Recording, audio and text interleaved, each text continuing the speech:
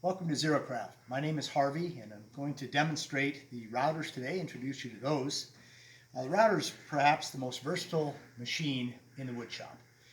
Why do I say that? Because there's so many things you can do with them. You've got a fixed base, which means you'll set the depth ahead of time with your bit and then run along your wood with that. There's the plunge router, which will allow you to plunge into your material to do the work. If you have a keyhole to for instance, cut, or if you want to plunge in at a certain point in time on your wood, you can do that with the plunge router. And then we also have a router that is table mounted here. Now this particular one happens to be outfitted with a router raiser, which will allow you to do precision cuts by raising either macro or micro adjustments on the bit itself. So very versatile. Again, you can cut joinery with routers. You can cut decorative edges, and you can also duplicate patterns if you want to duplicate another piece of wood by using a pattern bit. So again, very, very versatile machine in the shop. It's nice to have. So to get started here, let me just kind of demonstrate how a plunge router works. In order to do that, first of all, the most important thing is always have your safety gear. Safety glasses, and because the router makes a fair amount of noise, you certainly want to have some hearing protection. I'm just going to plunge in and just slightly move to the right. This is with a straight bit, just to demonstrate how that works. First, with this particular quarter cable router, you're going to turn it on the top, and then as a safety feature, you've got to push the button down, and then grab the plug, go down,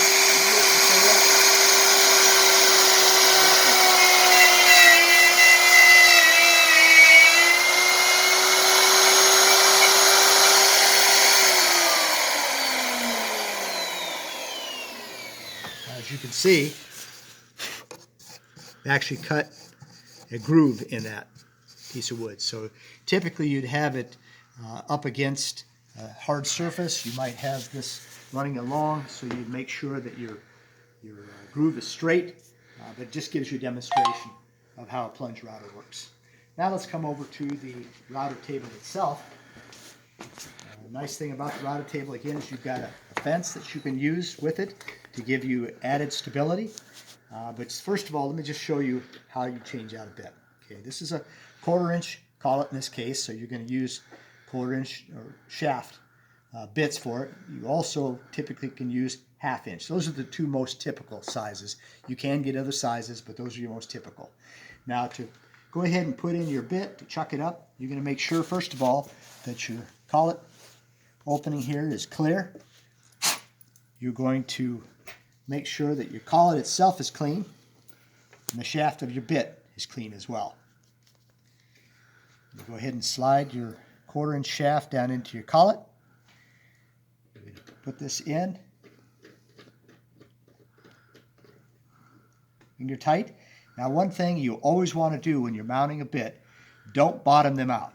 So if you do bring it down to the bottom, bring it up slightly, so it doesn't have to be exact, but 1/16 of an eighth or 1/8 of an inch, that's fine. What you don't want to do is bottom it out, because when you tighten it down, it's not getting the proper cramp, that is your collet isn't, on the bit shaft itself. So you can get what they'll call bit walking, which means it'll slide up while you're working. At the very least, it's going to wreck your work. At the worst, it may throw a bit. So you want to be very careful about that. Then you go ahead and just tighten it up. Now you don't have to over tighten them, just make sure they're nice and snug. Now we're going to go ahead and run this down a little bit.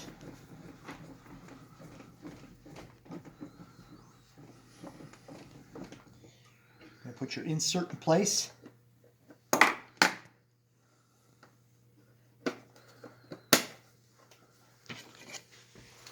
That down.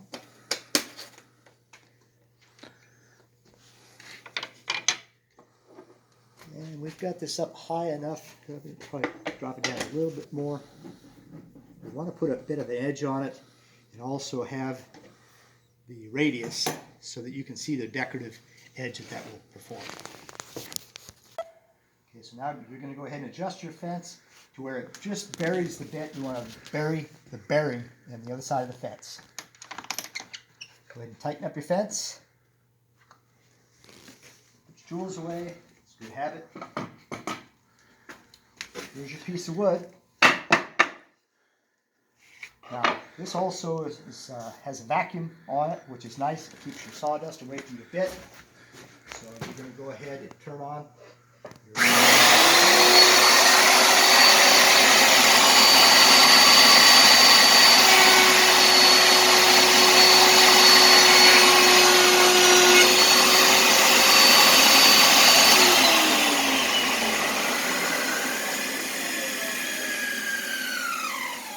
Now look at the nice decorative edge that is put on this. You get your radius and your straight line here. So if you wanted to make that kind of a pattern, that's a great bit for it. Again, you can adjust that up and down. You could even remove this line by just lowering your bit enough to where it just gets the radius. So a good idea of just the versatility that you have with the router. Just to demonstrate what you would do, let's say that you want to make a piece of molding. You want to make sure you're always safe in doing this. So you can employ a couple of push sticks in order to do that. This particular decorative edge is called a Roman ogee. We're going to cut. We've already got it set up the right height and everything, so we'll go ahead and show you how that's done.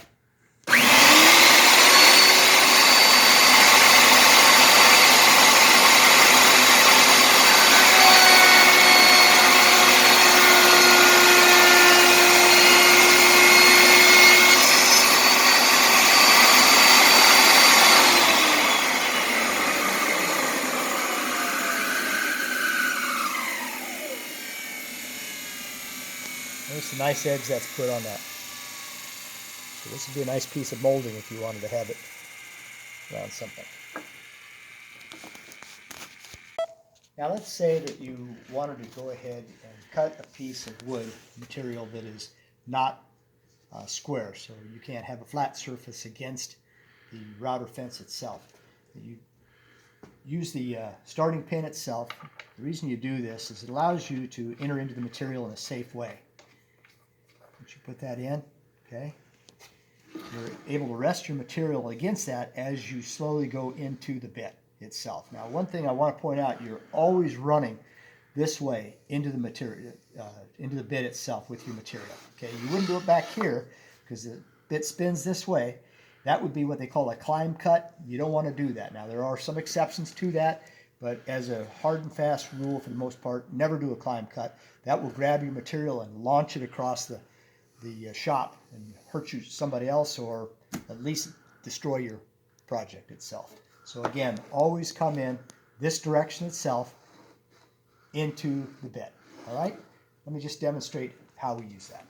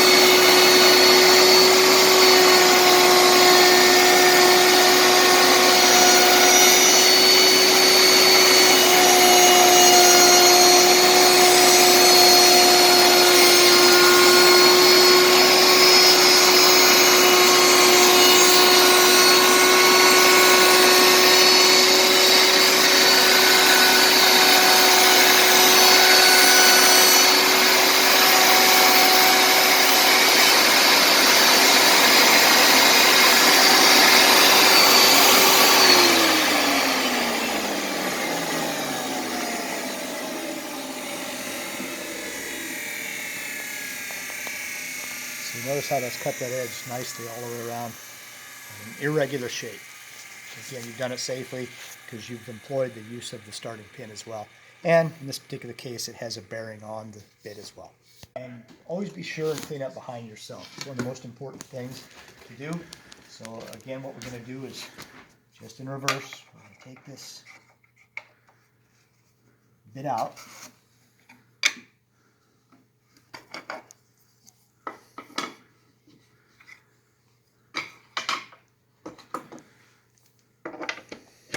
raise this up in order to be able to get access to the collet with the wrenches.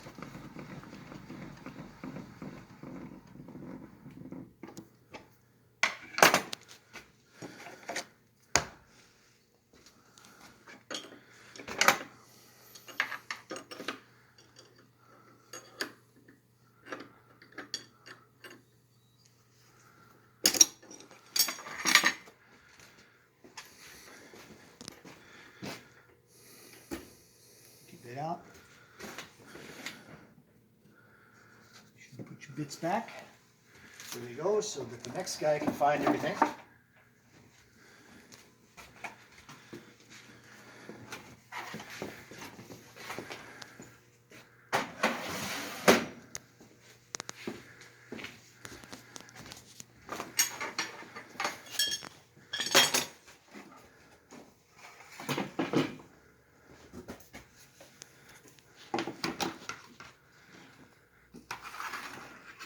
Always clean up behind yourself. It's just a considerate thing to do for the next guy that follows up behind you. There's no reason he should have to clean up your mess in order to be able to do his own work ahead of time.